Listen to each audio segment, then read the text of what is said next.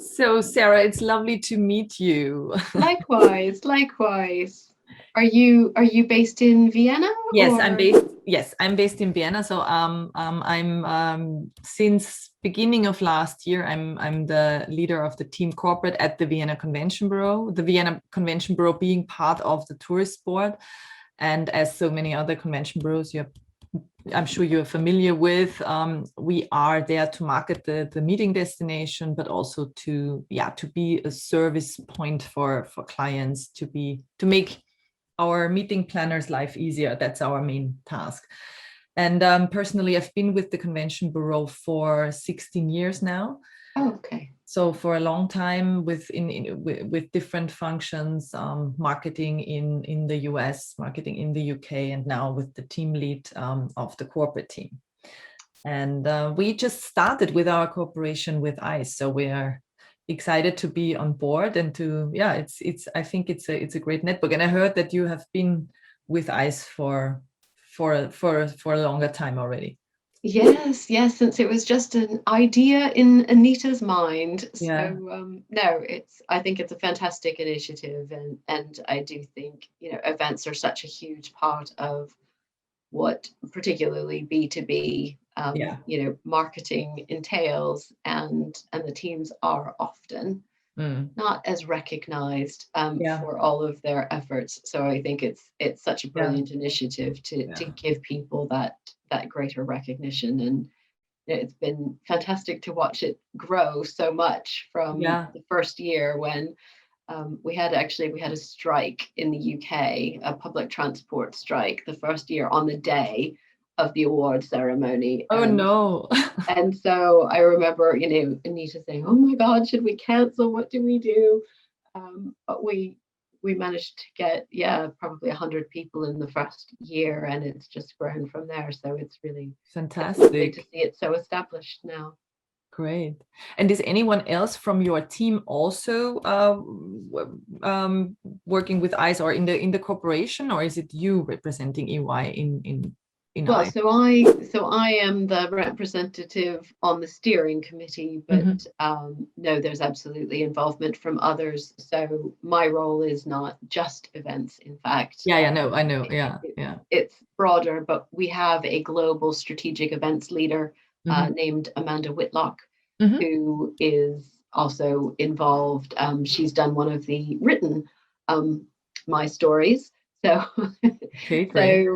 yeah, no, and obviously she's got a team, and I've got a team, and so no, there's definitely There's more. wider involvement. And I think the Yeah. UK events team actually won one of the ICE awards a couple of years ago. Yeah, So great, great. And now that they're expanding into Germany, that's obviously also why. So both Germany and the UK are our key markets, or two of our key markets, particularly in the corporate business, in the corporate meetings business.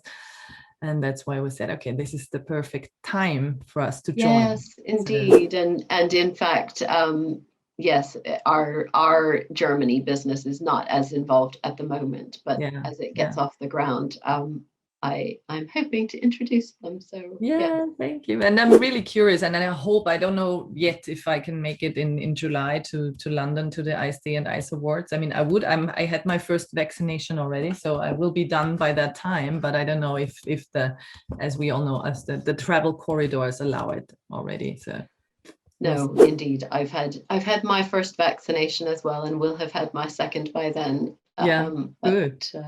yeah, well, I don't know how much travel is really going to be allowed. There's Yeah, I mean, now quite we've unclear. we've opened up on Wednesday, which, I mean, literally 2 days ago, which feels very, very good. We reopened almost everything now, and so we are positive. But now it's up to the governments to do all the, that we have a unified European, if possible, travel arrangement, if you want to say so. All the regulations, that's still a bit Yeah, troubling, I think. yeah.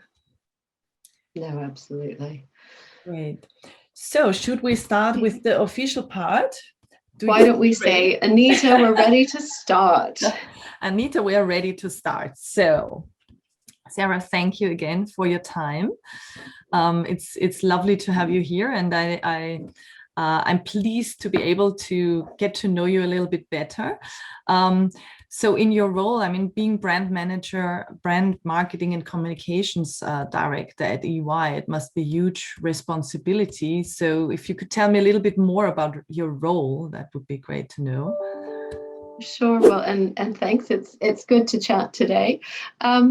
In terms of my role, yes, it's there's a lot to cover. I look after, as you said, brand marketing and communications across Europe, the Middle East, India, and Africa. So for EY, that is 97 countries, and it includes all of our service lines, so assurance, tax, consulting, and strategy and transactions.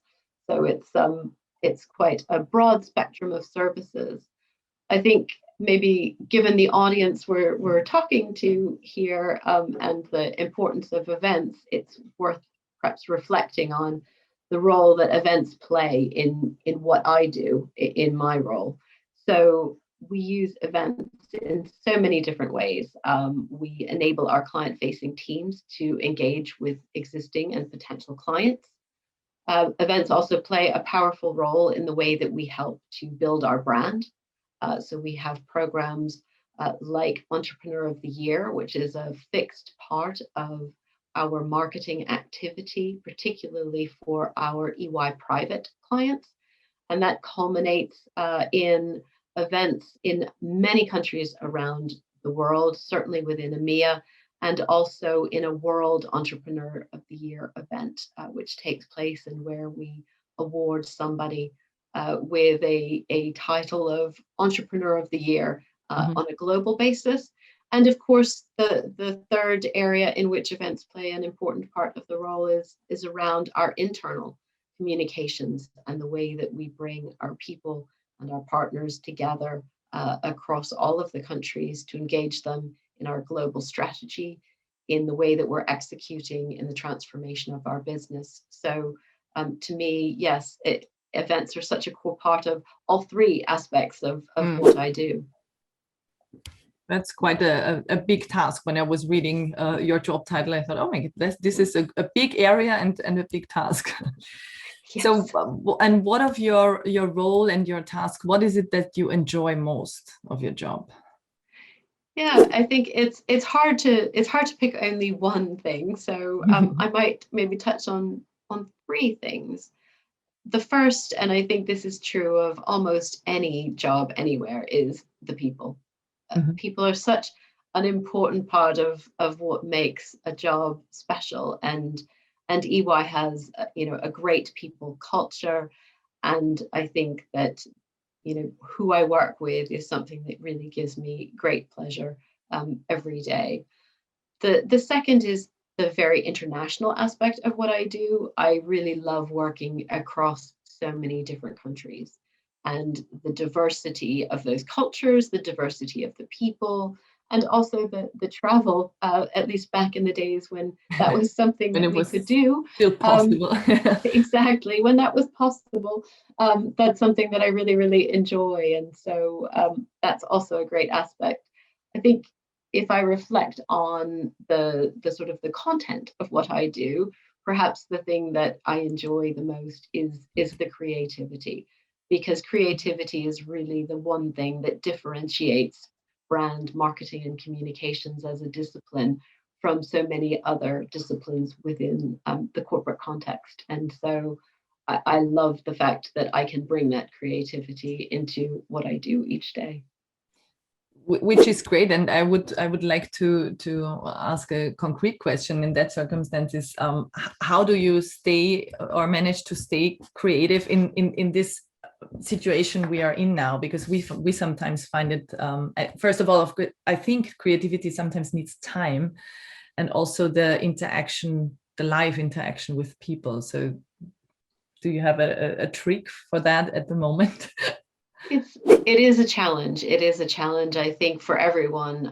This shift to virtual working has been difficult, but it's also brought great opportunities. And actually, just before I got on the call with you today, I was talking to one of my team members who's based in Brussels, and So we were saying, actually, in many ways, we see each other more Mhm. now in the current environment than we did previously, because now we all use video much more in communicating and connecting with each other. So actually, I do feel that in many ways I'm still sort of having that face-to-face contact in a way that wasn't possible, or certainly that we didn't practice Yeah. before we went into lockdown. Now, that said, I think it is always challenging to be creative over a video call. So we do, within EY, we have what is called our wave space, which is one of the ways that we create interactive customer experiences for our clients. And it's also a tool that we use internally as well to help enable collaboration, team building, and brainstorming internally. So there are a number of tools and techniques that we use. And so all of those, I think, are things that we draw on when we really need to get creative. And sometimes for me, it's as simple as just taking a walk outside. Yeah. So I've tried to instill much more discipline as we've been in lockdown around getting out, getting fresh air. And certainly for me, sometimes it just takes a 30-minute, stretch in fresh air to really free your mind to be a bit more creative and to think about things differently. Absolutely, totally agree to that. On a more personal level, what's the best career advice that you've been ever offered?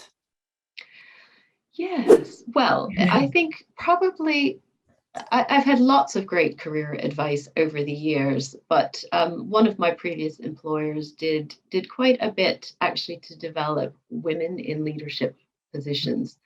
And so one of the workshops that they ran has really stuck with me and really resonated, because what they pointed out is the importance of networking and how you need to use that to chart your career success, and that you need to stop thinking about building relationships with people based on whether or not you like them, but actually think about how you can find things that you like about people in order to build a better working relationship.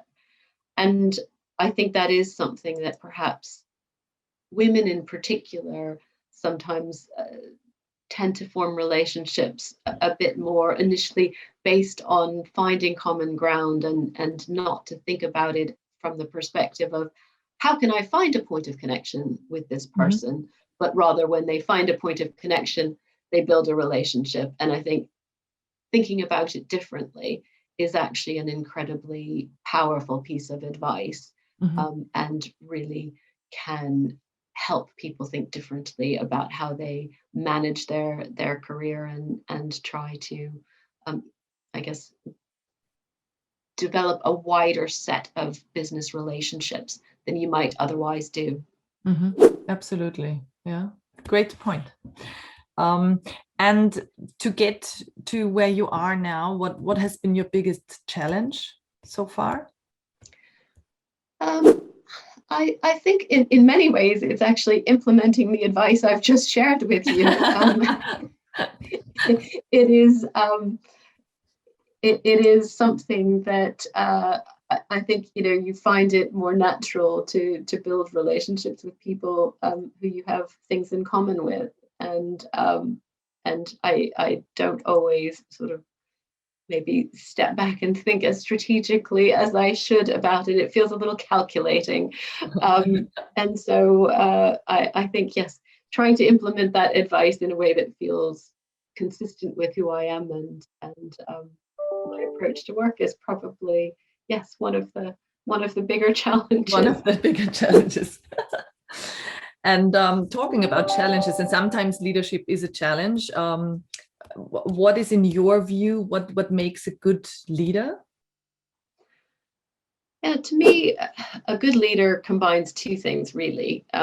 They combine the ability to build a vision, to show people what's possible, to inspire them by that vision, but to combine that vision with empowerment. And to me, that empowerment piece is so incredibly important, because if you allow people to take ownership of something, it becomes a shared plan and they are much more vested in it.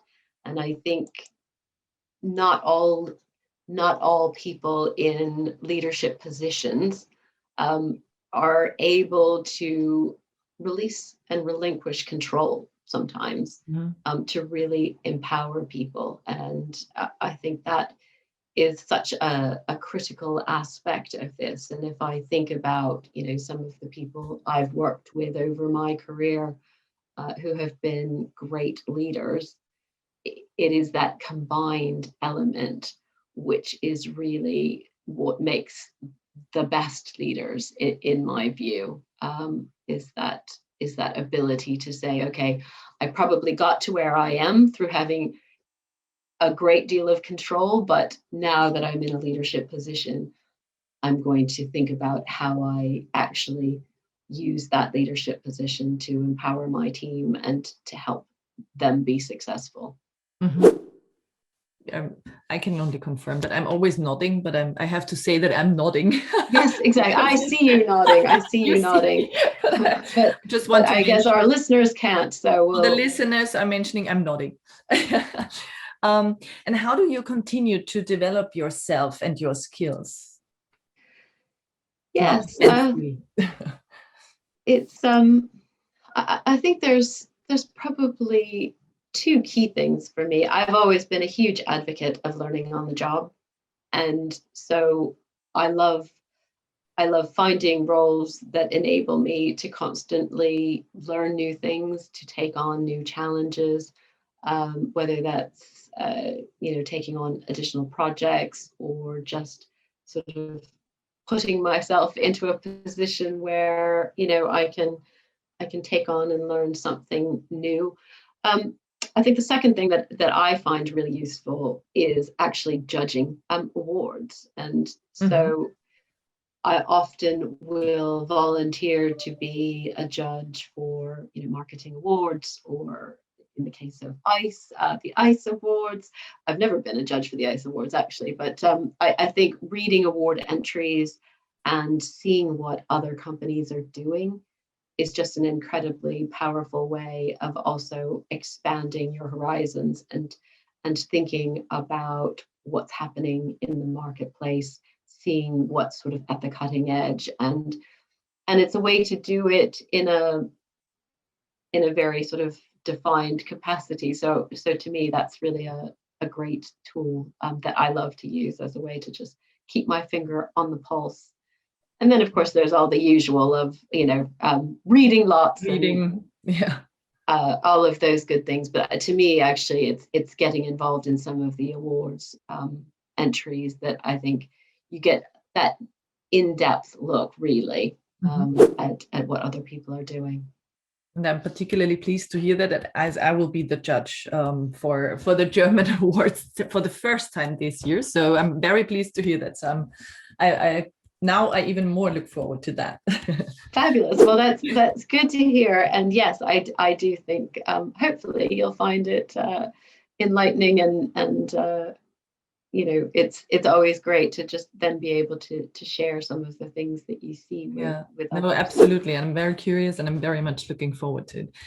And that brings us to more concretely again back to our industry, to the events industry. And I have a question here, like what do you see as the biggest challenge for the industry, for the meetings industry at the moment? And obviously there are several challenges, but what's the biggest one you see?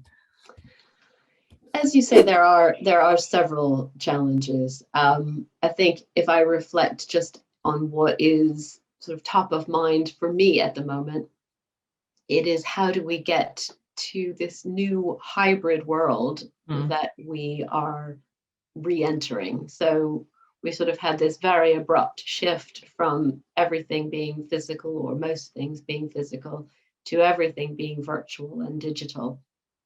And now, as we start to emerge from lockdown, I think a lot of people really want to embrace the best of both worlds. If I reflect on some of the big events that we do, for example, especially internally, what we've found is by moving to online and virtual environments, we can engage a much wider group of people. And so we've been able to reach out to, a larger audience.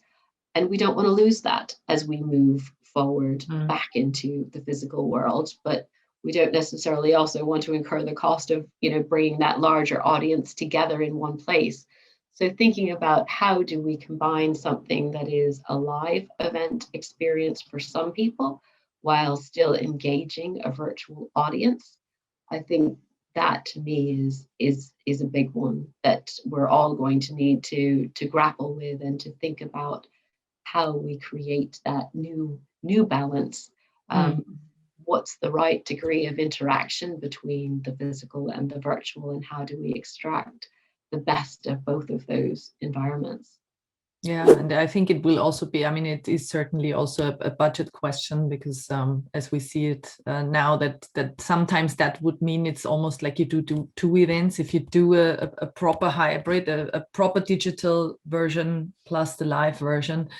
So I think there's lots of new skills which are also being needed at the moment, or for the new skills. And as you say, I think a lot of people underestimate the amount of work that goes into a virtual event. It's really it's such a massive undertaking, and I wouldn't have necessarily said before we had this pandemic that it would be more work than a physical event. But I actually think on reflection, in many ways, it creates a very different set of pressures and different set of demands.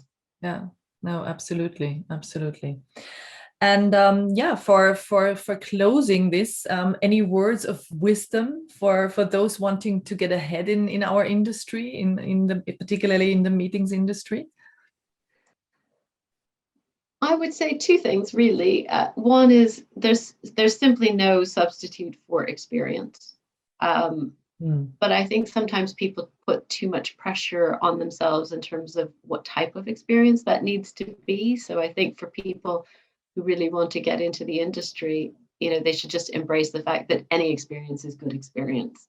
And really, even if it's just volunteering to work on one event, it at least gives you a foot in the door, at least gives you some experience that you can talk about and build on as you look for more.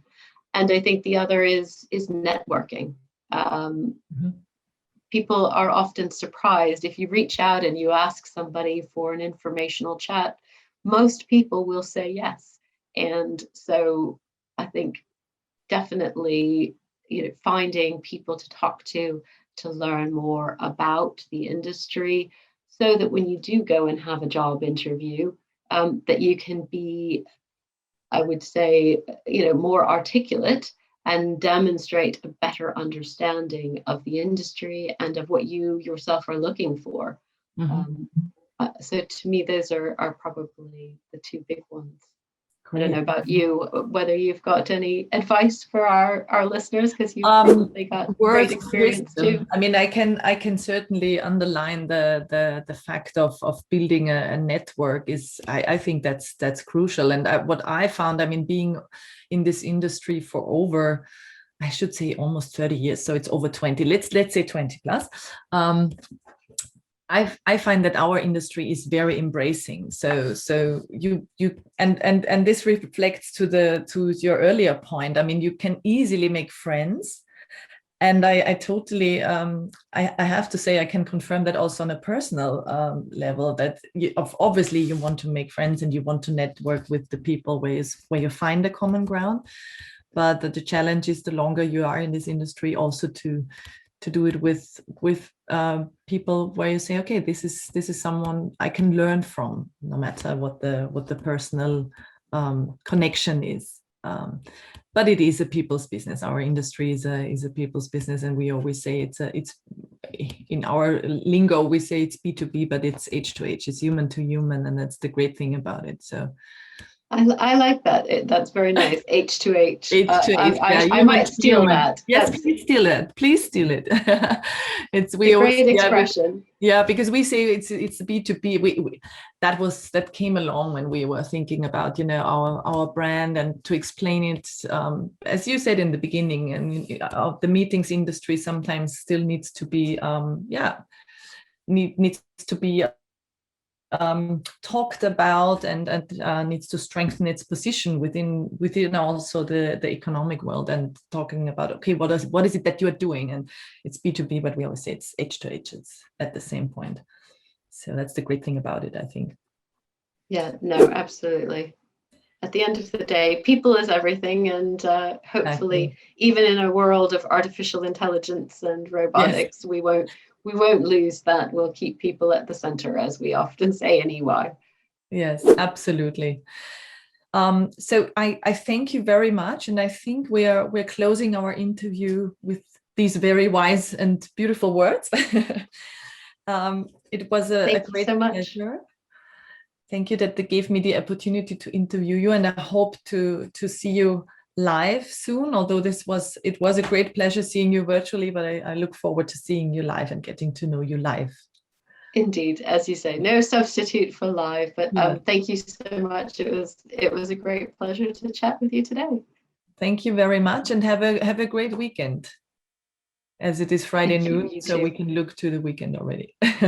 Exactly. Do you have a holiday? I know in Germany it's a Yes. public holiday on Mondays. Yeah, and in Austria as well. So on Monday we have a public holiday, so it's a long weekend. But unfortunately, weather is not treating us well. So we hope we hope the forecast is wrong, because it's not very nice this spring so far. No, not here either, actually. It's I'm looking out the window and it's rain and it's Yeah, grey and it's yeah. cold, and yes, Do you not have very holiday impressive. plans already? Do you have some travel where you can look No forward to? travel, no. Yeah, I think probably staying in the UK, but hopefully, yeah, taking some time off. I think I'm actually taking not next week, but the week after off, just great. for Yeah, a little break. It's been a long yeah. lockdown, so Oh, now that we're coming out into the open, so to speak, yes. Yeah, I'm hoping to, yeah, just take a little breather before the great. summer, and then we'll see. Maybe they'll open things up sufficiently, but I spoke to two friends actually who work in the travel industry, and of course both of them planning travel, but one of them saying yes, just the cost of all of the tests for Yeah. COVID, Mm. hugely expensive, in terms of just complying with all of the guidelines. With So the guidelines. I mean, once you're vaccinated, then it's much easier. And I mean, here we are. I have to say, in Austria, we're fortunate that we get the tests free of charge. Not the PCR tests, though. I mean, but they have become much more affordable meanwhile. But the antigen tests, which are also sufficient just for traveling, you get them free of charge. So that's a good advantage. Yeah. But it's so strange that you have to think about all these things. I mean, this is I something know, I'm I used to. know. As somebody said, it was bad enough going through the airport Yes. before, Oh, yeah. stripping off your shoes and your belt and everything, Exactly. and now you have to add to that with You PCR wouldn't tests. Thank you so much, Sarah. Thank you. It was lovely to meet you. And Lovely to meet you too. until very And soon, hopefully. yeah, no, absolutely, absolutely. And well, enjoy your judging. And Thank you. I do think it's just, yeah, it's such a fantastic way of sort of seeing what different people are doing. So Yeah, no, I'm very curious about hopefully it. all will go well with Germany. It's the first year for Germany, isn't it? Yes, it is. Yeah, it is. It's just started. So no, that's good. So so Very far good. so good. I enjoy it. Excellent. All Thank right. you, Well, thank Sarah. you so much. Thank you. Bye bye. Bye. Thank you. Bye bye. Bye, Anita, if you're still there. Yes. Bye, Anita.